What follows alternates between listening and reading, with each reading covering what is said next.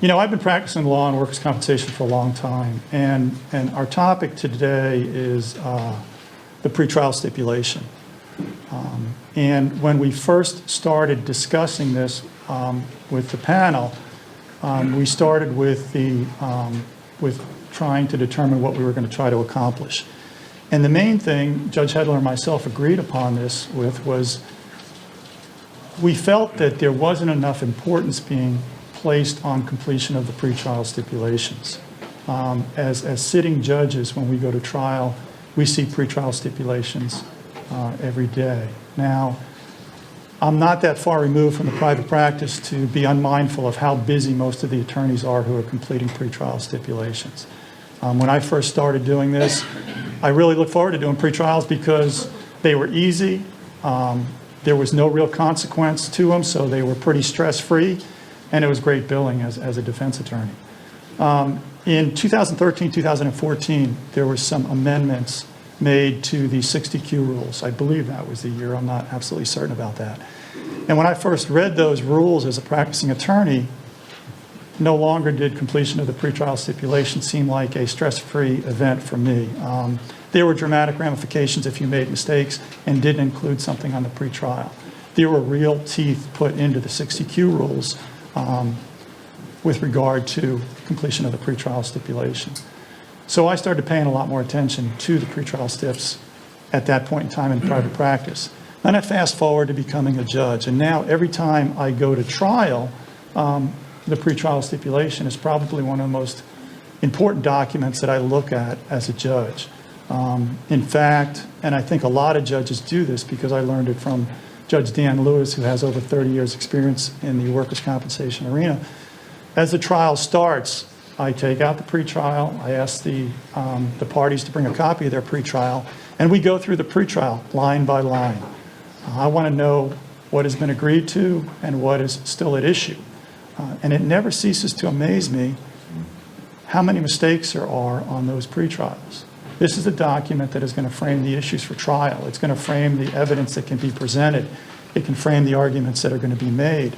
And there are so many mistakes, and it appears that there's so little attention being paid to this most important document.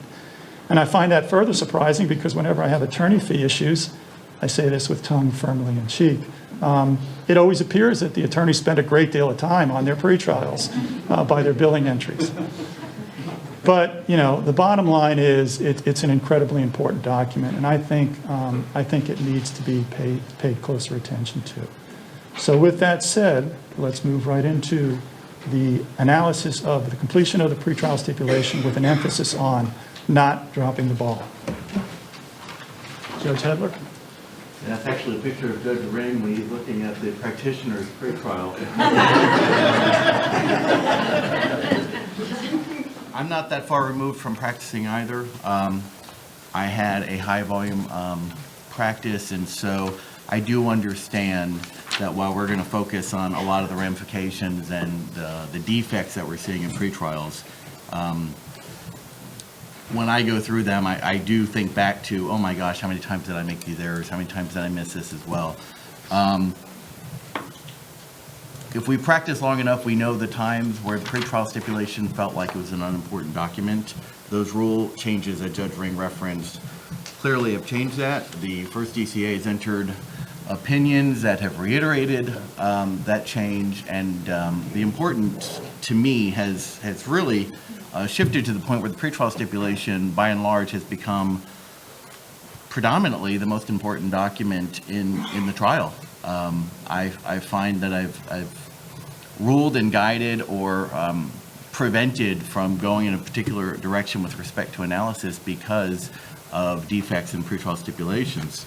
So when we talk about what's the big deal, we really want to reiterate the overview of if these things aren't done correctly, you absolutely could lose your case just on that alone. And it's happened, it continues to happen, and the first DCA has reversed JCCs that didn't make it happen. So it's very important to understand that.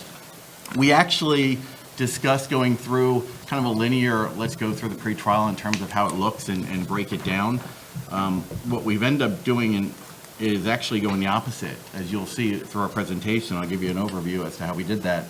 We did that probably primarily because Randy Porcher put together the PowerPoint, and that's what he did, and that's the way he thinks. It's backwards. But the more I thought about it, the more I saw the brilliance inherent in Mr. Porcher's scheme, and that is what you'll see is we're going to go through evidence first, and evidence really is the area of the pretrial stipulation that is less rigid.